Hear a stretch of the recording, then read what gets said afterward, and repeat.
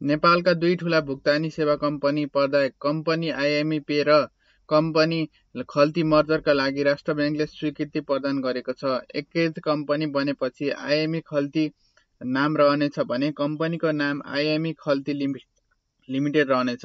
त्यसै त रजिस्ट्रार कार्यालयले पानीपोखरीमा रहनेछ भने यो मर्जरसँगै खल्तीका प्रयोगकर्ताहरूको सङ्ख्या 50 लाख भन्दा बढी पुग्नेछ र यो सँगै चुक्ता पुँजी र प्रयोगकर्ताको दुवै हिस्साले नेपालको सबैभन्दा ठूलो डिजिटल वालेट र बलियो डिजिटल वालेट बन्नेछ र यस अन्तर्गत आगामी 3 महिनाभित्र दुवै वालेटका प्रयोगकर्तालाई एकीकृत गर्ने कार्य सकाउने तयारी छ।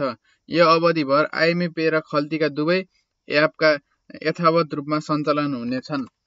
आइएमई पेका प्रयोगकर्ताहरूको वालेटमा रहेको ब्यालेन्स र रिवार्ड पोइन्टहरू स्वचालित रूपमा नयाँ खल्ती एपमा स्थानान्तरण हुने व्यवस्था मिलाइएको छ।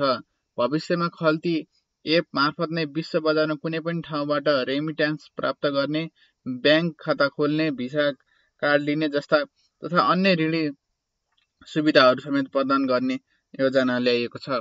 मर्जर प्रक्रिया सुरु भएदेखि नै आइएमई पे र खल्तीले एक अर्काको बीचमा सहकार्य सुरु गरिसकेका थिए। एकीकृत कारोबारमा पछिल्लो कम्पनी आइएमई खल्ती लिमिटेडमा आइएमई समूहको 55% सेयर र खल्तीको 45% सेयर स्वामित्व रहेको चर्चा छ।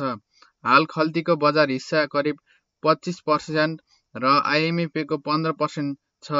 मर्जरसँगै कम्पनीले संयुक्त रूपमा 40% बजार हिस्सा ओगट्ने आँकडा छ। यो सँगै बलियो बजार हिस्सा स्थित कम्पनीलाई ई-सेवा जस्ता अन्य प्रमुख डिजिटल वालेटसँग प्रतिस्पर्धा गर्न सक्षम बनाउन सक्नेछ। यो भिडियो हेरेर हजुरलाई कस्तो लाग्यो कृपया लाइक, कमेन्ट एन्ड सब्स्क्राइब र सेयर पनि गरिदिनु होला। धन्यवाद।